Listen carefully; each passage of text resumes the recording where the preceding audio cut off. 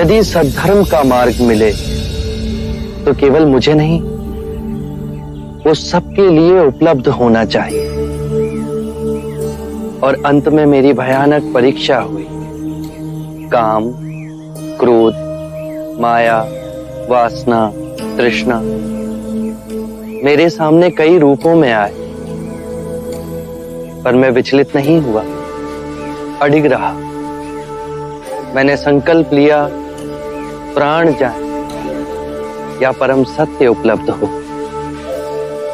और अंत में मुझे परम सत्य प्राप्त हुआ।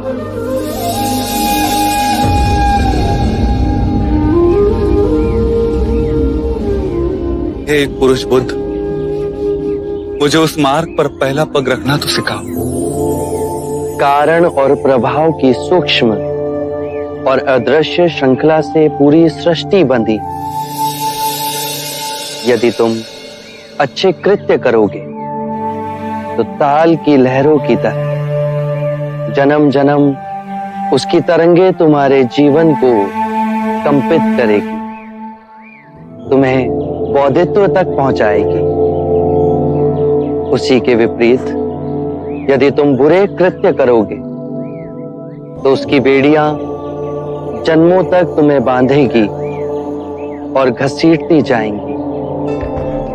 पर जहां खड़े हो, जिस क्षण में हो, यदि उस क्षण में स्थिर हुए, शांत हुए, तो तुम अपने अंदर एक मध्य बिंदु को पाओगे जिसे ना दुख होता है ना सुख, जो इस कार्य कारण सिद्धांत की पूरी श्रृंखला को तोड़ के तुम्हें परम सत्य से जोड़ता है।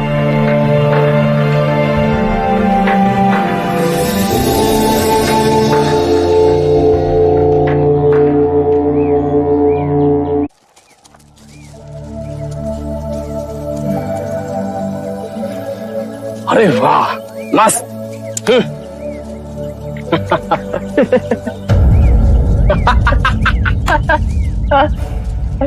देख, ओम भगवती भिक्षाम देहि।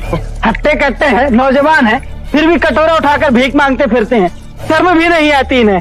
अरे भाई, बगैर पसीना भाई मुफ्त की रोटियां तो तोड़ेंगे। अरे ये बुद्धा मनुष्य का कल्याण क्या करेगा जो अपनी पत्नी को विधवा छोड़ घर से चला आया है। ये तो पूरे समाज को निर्वंश बना देंगे। चले जाओ यहाँ से, वापस आने का साहस भी ना करना, जाओ।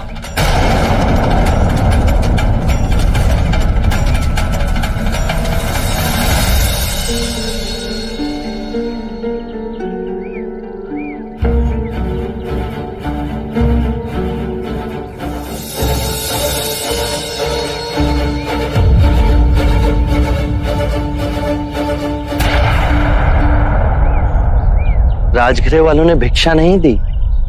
गुरुवर, हम यहाँ से किसी और स्थान पर नहीं जा सकते? अवश्य जा सकते हैं, पर जो तुम्हें यहाँ अशांत कर रहा है वो किसी दूसरे स्थान पर भी अशांत करेगा। नहीं गुरुवर, यहाँ के लोग हमारा अपमान करते हैं, हमारा उपहास करते हैं, ताने मारते हैं। और तुम्हें क्रोध आता है। यदि यही लोग तुम्हारे पथ पर फूलों की पंखुड़ियां बिछाएंगे तो तुम्हें प्रसन्नता होगी। अर्थात तुमने अपनी शांति की कुंजी को दूसरों के हाथों में सौंप दी है। बाहर की बात तुम्हें विचलित भी कर सकती है और तुम्हें प्रसन्न भी कर सकती है।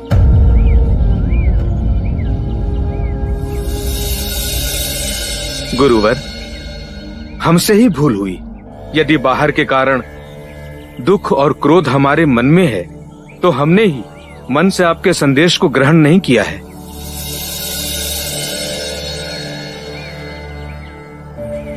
मन में यदि प्रतिशोध का भाव आया तो ये समझना कि तुम अभी परम सत्य से बहुत दूर हो।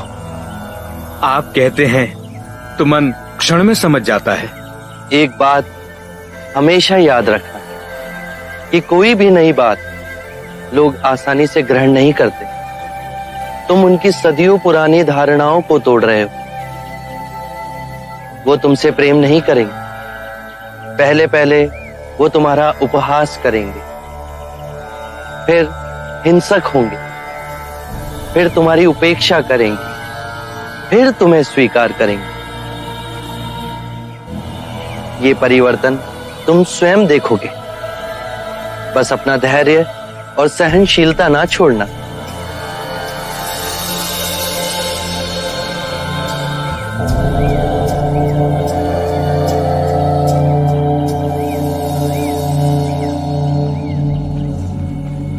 प्रणाम गुरुदेव। महाराज बिंबिसार ने आपके लिए रथ भेजा है, चलने की कृपा कीजिए। धन्यवाद, परंतु आप महाराज से कह दीजिएगा कि मैं अपने भिक्षुओं के साथ राजमहल चलकर आ रहा हूं। जैसी आपकी आज्ञा गुरुदेव।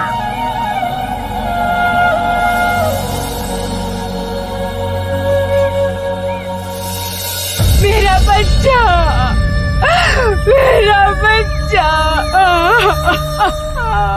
बहन, अब इसके अंतिम संस्कार का समय आ गया है। नहीं, भगवान, भगवान मेरे बच्चे को जीवित कर दो। तुमने इसके प्राण लिए, अब तुम इसके प्राण लौटा दो। मेरा बच्चा। किसा गौतमी, जो मर गया लौट कर नहीं आता। कोई है, कोई है जो मेरा दुख समझेगा।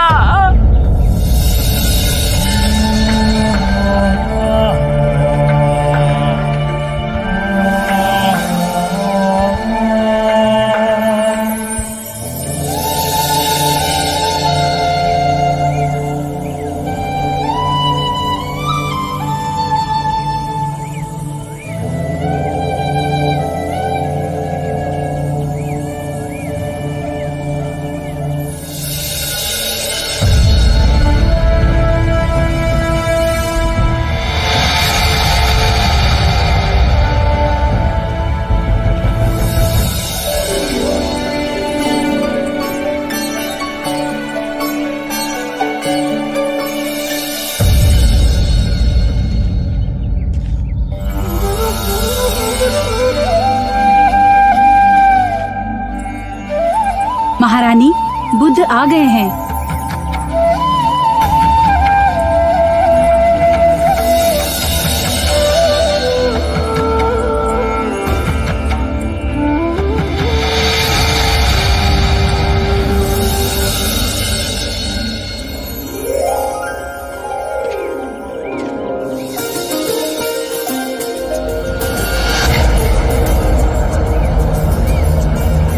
ये मेरी पत्नी है,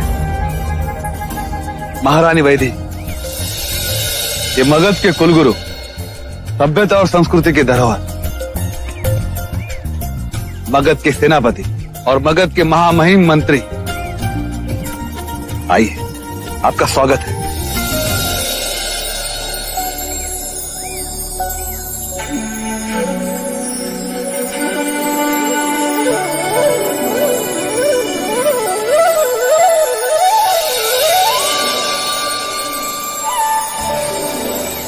क्या भोजन हेतु आसन ग्रहण करें? आसन ग्रहण करें।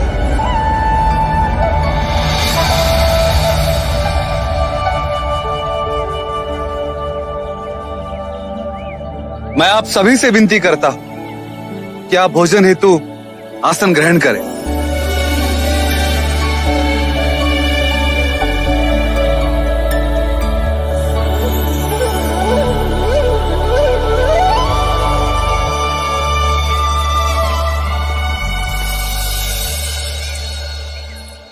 सेनापति, युवराज अजातशत्रु कहाँ है? वो प्रशिक्षण क्षेत्र में शस्त्रों से अभ्यास कर रहे। क्या उन्हें किसी ने सूचना नहीं दी कि आज स्वयं बुद्ध यहाँ पधारने वाले हैं? उन्हें ज्ञात है महाराज। आपने भी उन्हें सूचित नहीं किया? मैंने तो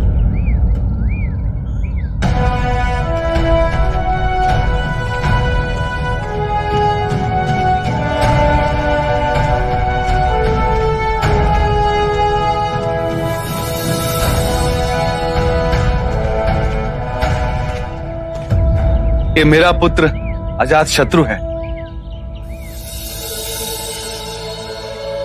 आशीर्वाद दो। क्षमा करें, मैं अपना शीश किसी के आगे नहीं झुकाता। ये बहुत अच्छी बात है। किसी के दबाव से शीश झुके, ये बुरा है। कहने का अर्थ है जब तक मन में सम्मान ना हो तो किसी के आगे शीश झुकाना। परेशान ना हो, मैं समझ गया। फिर कोई विशेष उपलब्धि भी तो होनी चाहिए।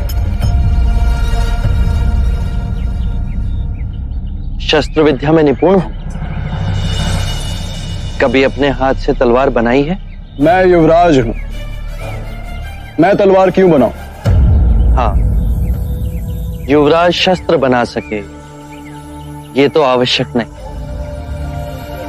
पर जब शस्त्र बनाने वाला तुम्हारे समक्ष कोई तलवार लाता है तो कैसे अनुमान लगाते हो कि उस तलवार के क्या गुण हैं? उसकी धार को देखकर, उसे चला उसकी चपलता माप कर। अर्थात किसी भी बात का परीक्षण किए बिना तुम नहीं मानते? जी। यदि धूप खिली हो तो उसकी ऊष्मा कैसे नापते हो? कहना कठिन है। सरल है, बहुत सरल। जिसे जितनी धूप की आवश्यकता होती है वो अपने स्वभाव के अनुसार उसे ग्रहण कर लेता है। घास का तिनका अपने अनुसार, सूरजमुखी अपने अनुसार और ताड़ का वृक्ष अपने अनुसार। ताड़ का वृक्ष तो ऊपर और ऊपर उठता है सूर्य की किरण को पाने के लिए। तुमने एकदम सही पहचाना। इतना शक्तिशाली, इतना विशाल ताड़ का वृक्ष ऊपर की ओर ही उठता है, अर्थात ऊपर उठना प्रकृति का नियम है।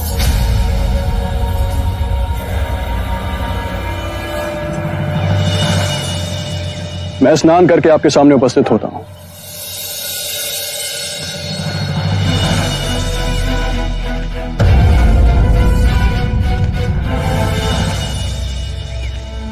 ना समझ है उसकी ओर से मैं आपसे क्षमा मांगता हूं। इसकी निर्भीक बातों ने मुझे प्रभावित किया।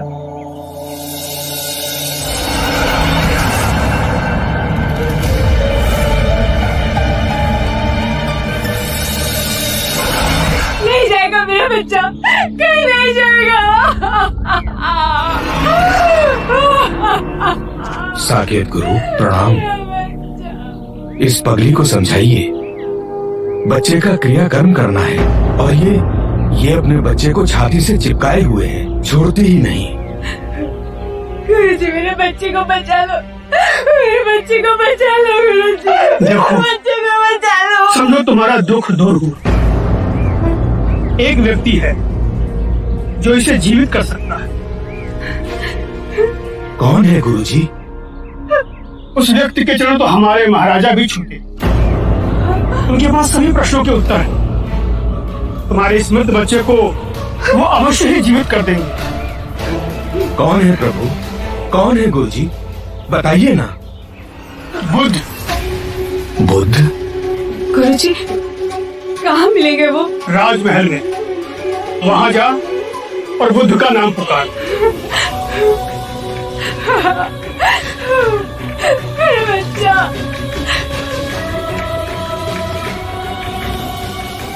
अगर सच में वो पहुंचे हुए महात्मा है तो गौतमी के बच्चे को अवश्य जीवित कर देंगे।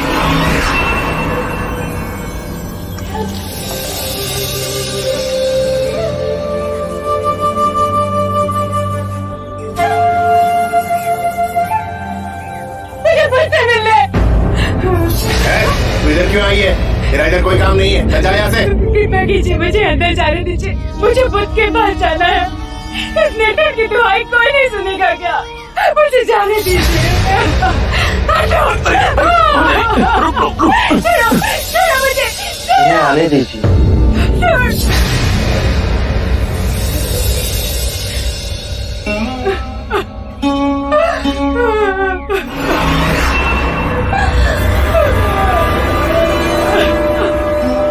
मैं बहुत आशा लेके आई आई हूँ आपके पास। प्रभु प्रभु मेरे बच्चे को जीवित कर दीजिए, मेरे बच्चे को लौटा दीजिए प्रभु। इस निर्धन की पीड़ा का निवारण कर दीजिए, मेरे बच्चे को लौटा दीजिए प्रभु। मुझे मेरा बच्चा लौटा दो, मुझे मेरा बच्चा लौटा दो प्रभु। मैं तुम्हारे बच्चे को जीवित कर सकता हूँ, पर उसके लिए तुम्हें एक काम करना होगा। किसी भी एक घर से एक मुट्ठी सरसों के दाने लाने होंगे। हाँ प्रभु, मैं तुरंत लेके आऊंगी। पर एक बात ध्यान रहे, ये सरसों के दाने केवल उसी घर से लाना जिस घर में कभी किसी की मृत्यु नहीं हुई हो। हाँ प्रभु। मेरा बच्चा।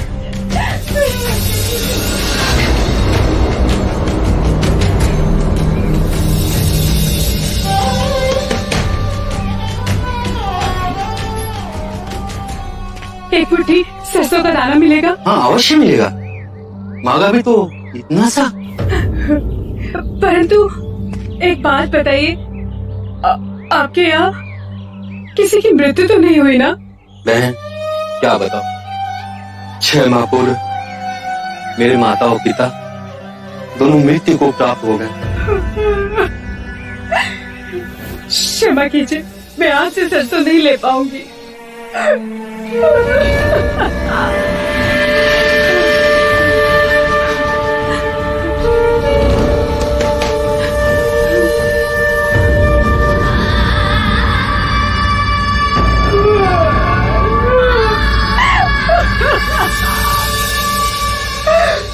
मेरी पत्नी का देहांत हो, मेरा युवा पुत्र मर गया, मेरा पुत्र मेरी बहू दोनों मर गए, मेरी बीवी, मेरा बच्चा सब बाढ़ में रह गए।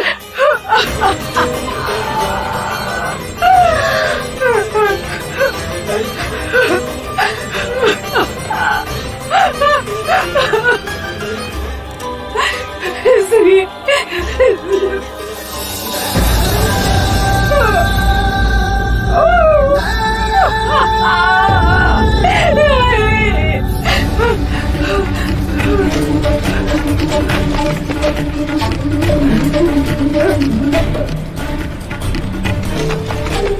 खोलिए, कोई है?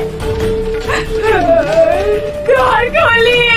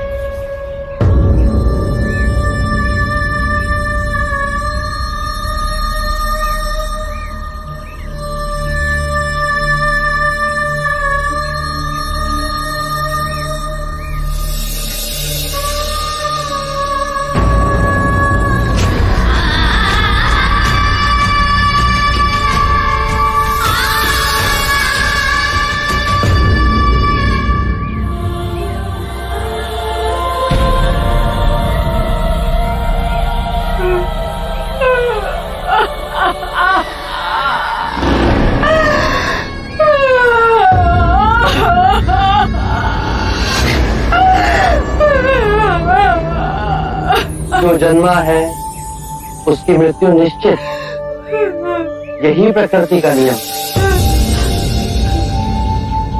चाहे युवा हो या वृद्ध, या ज्ञानी हो या अज्ञानी, मृत्यु सभी को आनी। ये बात मैं तुमसे पहले कहता तो क्या तुम इसे मानती?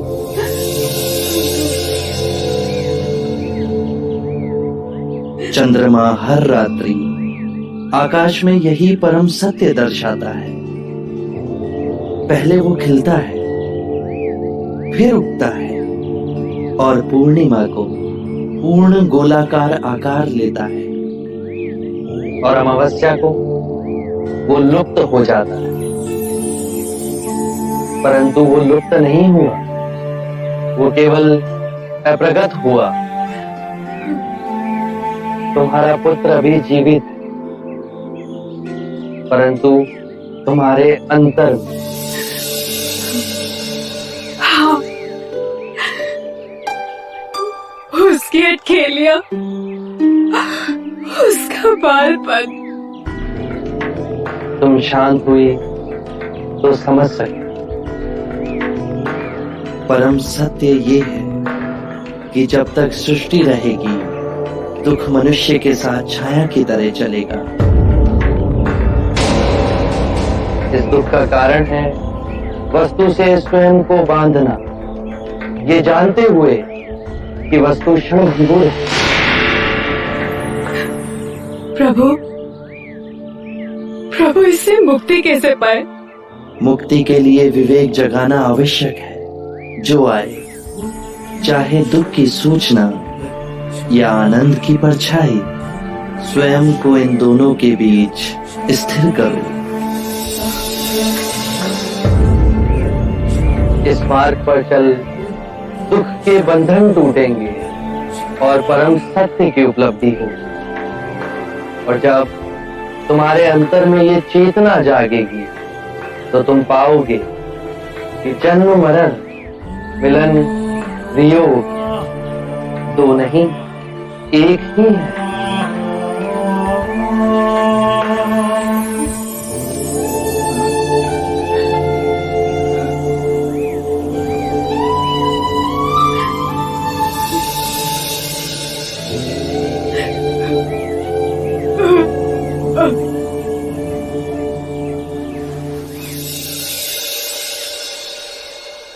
मैं आपसे विनती करना चाहता,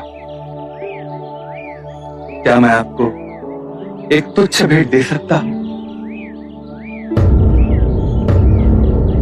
आप तो सभी बंधनों से मुक्त हो गए हो, किंतु ये भेंट मुझे आपसे बांधे रखेगी।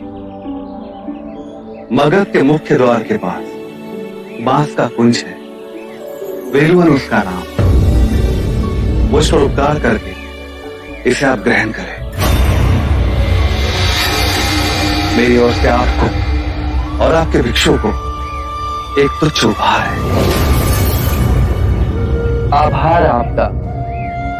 हम वर्षा ऋतु के 4 मास वहीं रहा करेंगे।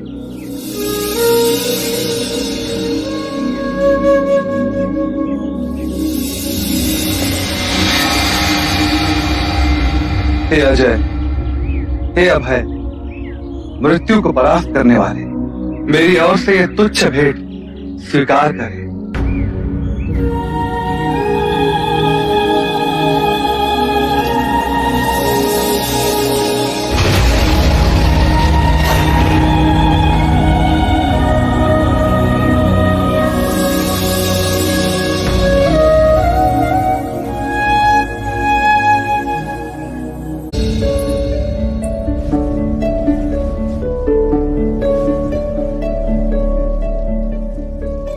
यशो, तुमने तो पूरे कक्ष में दीपावली मना रखी है। माँ, किसी के आगमन की खुशी में दीप प्रज्वलित किए जाते हैं ना। मेरे जीवन में दीपक कब प्रज्वलित होंगे माँ? यशो, तू क्यों धीरज खोती है? माँ, हम सब भी तो दीपक के समान हैं। एक विरह के शोक से छटपटाते पिता जो स्वयं जलकर दूसरों को प्रकाश दे रही है। एक ममतामयी माँ जो अपने आंसू छुपाकर अपनी बहू के आंसू पोंछती है।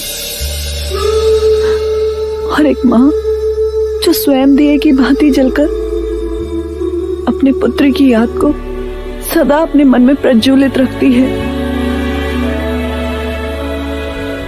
और एक बहू जो स्वयं जलकर अपने वृद्ध माता पिता और आशा के कोमल पौधे राहुल को ज्योति देती है। जिसके मार्ग में ये दिए जलाए हैं वो आएंगे ना माँ? कहीं वो हमें भूल तो नहीं गए? उन्हें अपने प्रश्नों का उत्तर पाकर घर वापस आना था। दिन पर दिन बीतते जा रहे हैं, ना तो उनके आने का कोई समाचार आया और ना ही कोई अपनी सूचना भिजवाई। यशो, एक तरफ दिए भी जलाती है और दूसरी तरफ अपने मन में शंका भी पैदा करती है। सिद्धार्थ सब कुछ भूल सकता है, पर तुझे, अपने पिता को, अपनी माता को, अपने पुत्र राहुल को और अपनी प्रजा को कभी नहीं भूल सकता। जिनके दुख दूर करने वो घर छोड़ कर गया।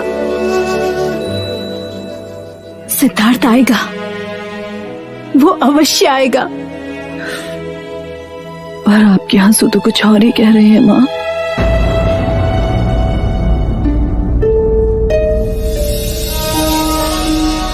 और कितनी प्रतीक्षा करूं माँ? कब तक दिए की भांति दिन रात जलती रहूं? कब तक इस कक्ष को यूं ही सजाती रहूं जिसका आधिपत्य मुझे भूल गया है? लौटता ही नहीं माँ।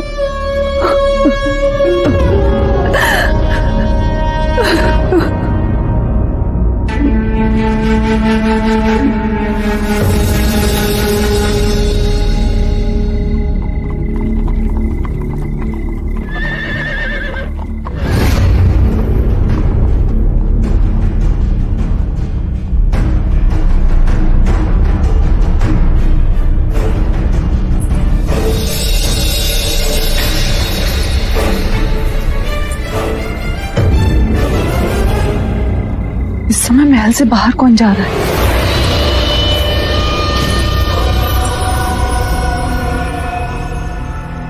मेरे पुत्र का रूप तो अत्यंत मनमोहक है।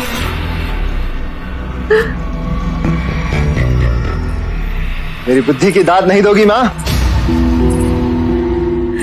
अरे मेरे होनहार पुत्र, क्या दाव खेला है तूने? नंद को ही महाराज के विरुद्ध कर दिया। एक तीर से दो शिकार। बस देव अब इन दोनों के बीच में एक ऐसी दीवार खड़ी करते कि महाराज कभी भी नंद को राजगद्दी देने के बारे में ना सोचे। महाराज नंद को राजगद्दी दे भी दे तो क्या? इसके बाद नंद रहेगा तो मेरे हाथों की कठपुतली बनकर ही। रंग भवन की लत एक बार उसे लग गई तो राजकाज सब भूल जाएगा। मदिरा के नशे में ऐसा डुबोऊंगा उसे, फिर कभी उबर ना पाएगा। वासनाओं के धागे से ऐसा बांधूंगा उसे गणिकाओं के साथ कि फिर उसका पतन निश्चित है। महाराज उससे घृणा करने लगेंगे। मैं भारी जाऊं मेरे सुपुत्र। सिद्धार्थ रुक गया। अब नंद को ऐसे कुएं में धकेलूंगा कि जीवन भर वहीं सड़ता रहेगा।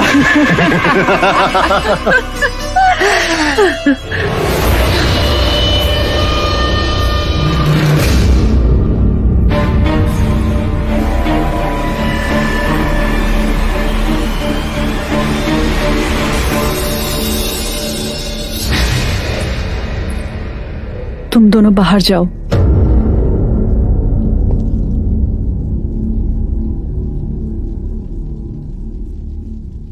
कहाँ जा रहे हो नंद?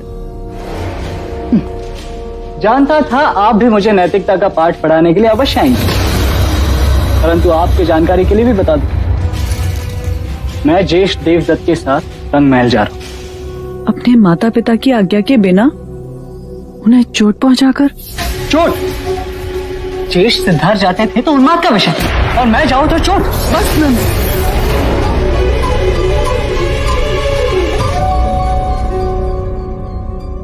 किस मुंह से तुम अपने ज्येष्ठ से अपनी तुलना कर रहे हो? इतने से भी गुण है तुम्हारे अंदर तुम्हारे ज्येष्ठ जैसे। इस दर्पण में देखो, अपनी आंखों में झांको और पूछो, उत्तर तुम्हें स्वयं मिल जाएगा। ठीक है, मान गया मैं उनके जितना उच्च नहीं। प्रश्न ऊंच नीच का नहीं है। तुम्हारे ज्येष्ठ को सन्यासी होने का विचार काफी कम उम्र में आया। क्या सपने में भी तुम्हें ये विचार आया? अपने माता पिता की मनोस्थिति को समझो, उनकी चेष्टा थी कि तुम्हारे ज्येष्ठ विलासी बने, जिससे सन्यासी होने का विचार उनके मन से धीरे धीरे समाप्त हो जाए। और जिन गणिकाओं के मुंह के पल्लू में बंधकर तुम सर्वनाश की ओर जा रहे हो, ऐसी कितनी सुंदर प्रवीण गणिकाओं ने तुम्हारे ज्येष्ठ को रिझाने की चेष्टा की, वो नहीं रिझे। सारी गणिकाओं ने तुम्हारे ज्येष्ठ के सामने हार मान ली। तुम अपनी तुलना अपने ज्येष्ठ से कर रहे हो तो सत्य सुनो, आम्रपाली भी तुम्हारे ज्येष्ठ को मोहित ना कर सकी। कीचड़ में खिलने वाला हर फूल कमल नहीं होता नंद। और फिर तुम्हारे ऊपर तो बहुत सारी जिम्मेदारी है। महाराज से लेकर कपिलवस्तु की सारी प्रजा को तुम्हें ही संभालना है। तुम भविष्य हो हमारा।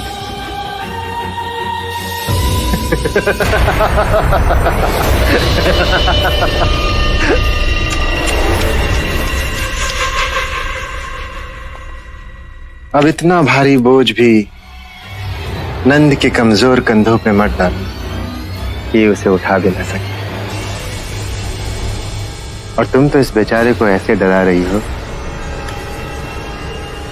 जैसे इसने कोई बहुत बड़ा पाप किया हो। केवल एक व्यक्ति इस राजमहल का मुझे बताओ जो रंग भवन न गया।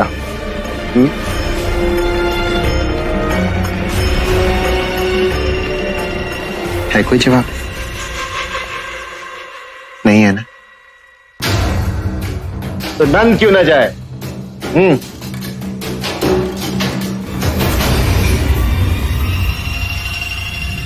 कहीं ऐसा तो नहीं कि इसे भी तुम सन्यासी बनाना चाहती हो? चलो नंद। रुको नंद, ये तुम्हारा अहित चाहते हैं। इसे अपने पल्लू से न बांधो यशो, इसे तो जीवन का रस पीने दो।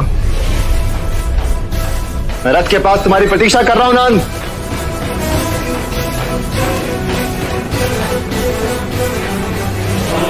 नंद,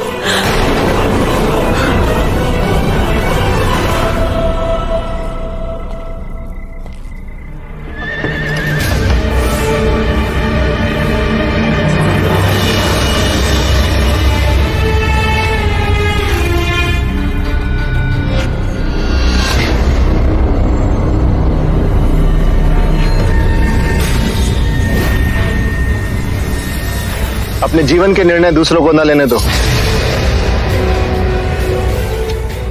बड़े हो गए हो तुम, आप अच्छी बुरी की समझ तुम्हें स्वयं आ गई है।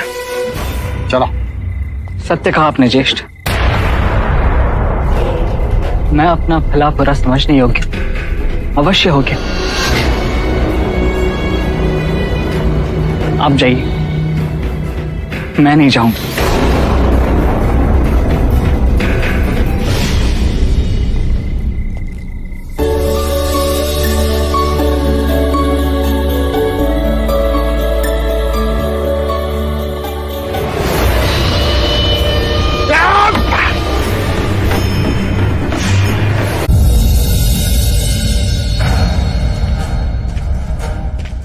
देवदत्त ने सारी सीमाओं का उल्लंघन कर दिया।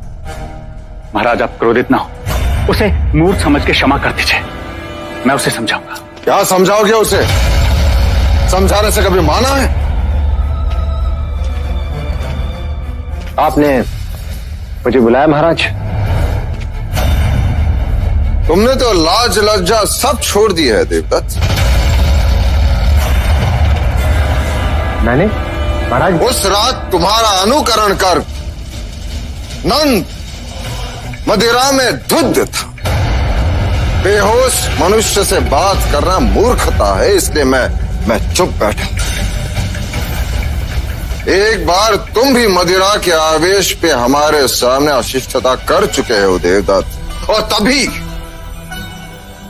भी तुमने सिद्धार्थ का नाम दिया। तब भी मैंने तुम्हें बुद्धिहीन समझकर क्षमा कर दिया था। पर महाराज मैं... मेरी बात ध्यान से सुनो, ये हमारी तुम्हें अंतिम चेतावनी है। इसके पश्चात हमारे सामने स्वयं को, नंद को अथवा राज परिवार के किसी भी युवराज को लेकर पक्षपात किया, उसका बहुत बड़ा दंड तुम्हें भुगतना होगा।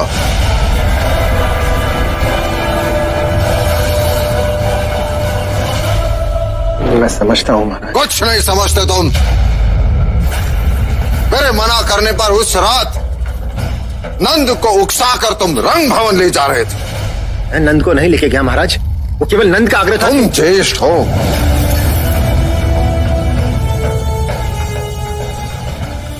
कल यदि वो कहे कि मुझे कुएं में ढकेल दो तो तुम उसे कुएं में ढकेल दोगे।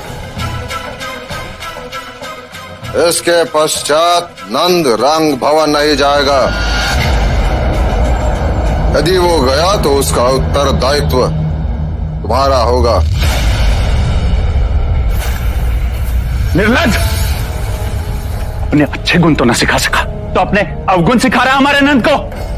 क्षमा मांग महाराज से, और दोबारा ऐसा नहीं होगा, इस बात का वचन भी दे।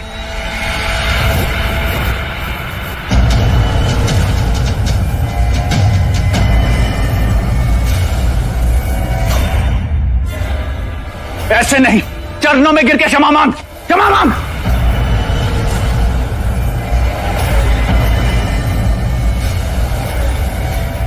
बस देवदत्त, बस।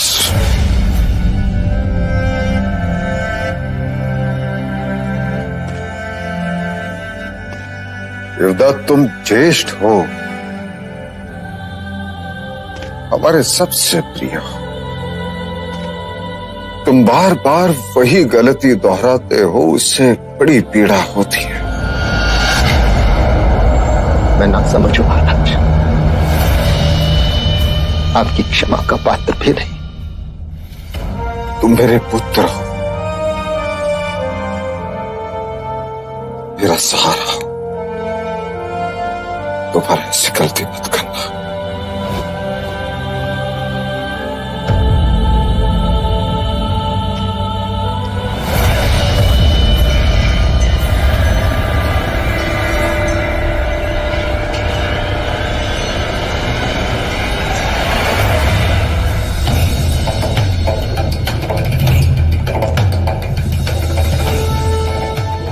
अपमान के इस घूंट को पी जाओ देवदत्त।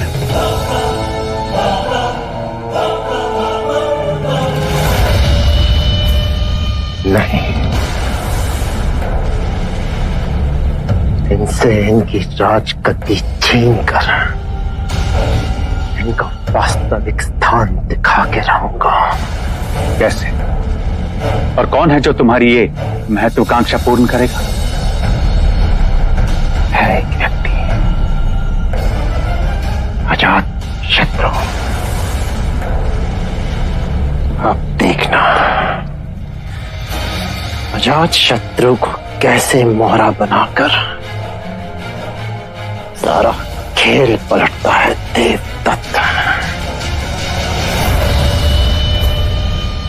हो गई निर्वाण प्रथा, सुनो सुनो ये बुद्ध कथा।